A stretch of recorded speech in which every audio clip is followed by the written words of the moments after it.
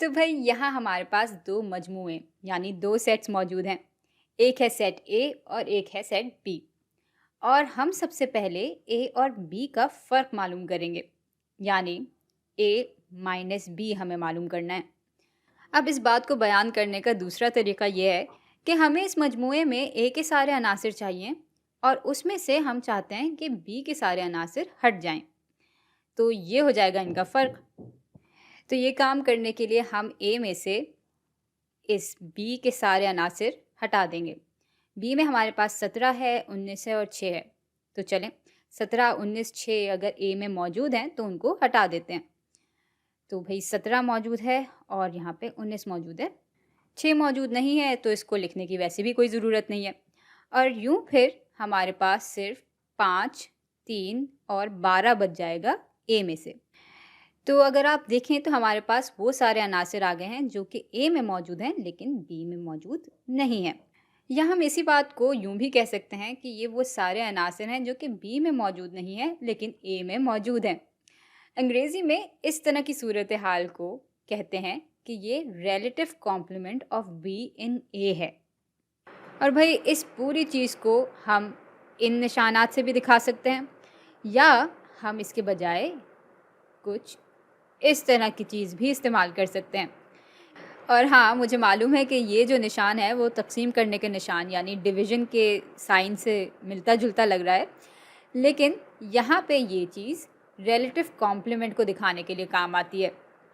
यानी ये निशान दिखा रहा है उन सारे अनासिर को जो कि ए में मौजूद हैं लेकिन बी में मौजूद नहीं है।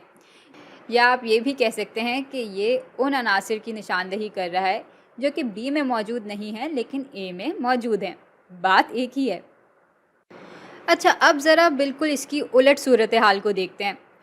एक ऐसा मजमुआ मालूम करने की कोशिश करते हैं जिसमें वो सारे अनासिर हों जो कि बी में मौजूद हों लेकिन ए में मौजूद नहीं हों। यानी इस दफ़ा हम बी से ए को माइनस कर रहे हैं, या हम इसको यूँ भी लिख सकते हैं कि बी स्लैश ए हमें मालूम करना है, यानी relative complement of A in B हम मालूम करना चाह रहे हैं। तो भाई बी में ये सारे अनासिर मौजूद हैं। अगर इनमें से ए वाले अनासिर हटा दें तो फिर ये 17 चला जाएगा और ये 19 चला जाएगा और हमारे पास पीछे सिर्फ 6 बच जाएगा। अच्छा, अब ज़रा एक कदम और आगे बढ़ते हैं। अगर मैं कहूँ कि मुझे ए में से वो सारे अनासिर हटाने हैं जो कि ए में मौजूद हैं, तो फिर क्या होगा? यानी मैं रिलेटिव कॉम्प्लीमेंट ऑफ ए इन ए मालूम करना चाह रही हूँ और इसको मैं दिखाऊंगी ए स्लैश ए की सूरत में। भाई ए से वो सारी चीज़ें अगर आप निकाल दें जो कि ए में ही मौजूद हैं तो हमारे पास कुछ भी नहीं बचेगा।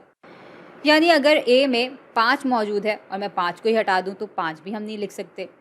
3 मौजूद है और 3 को ही मुझे हटाना होगा तो ये भी नहीं लिख सकते। इसी तरह 17, 12 और 19 को भी हम नहीं लिख सकते। और यूँ फिर हमारे पास एक बिल्कुल खाली सेट आ जाएगा। ये है खाली मजमुआ। और ख़ाली मजमुए को अक्सर नल सेट भी कहा जाता है और इसको कुछ इस तरह के निशान से भी दिखाया जा सकता है।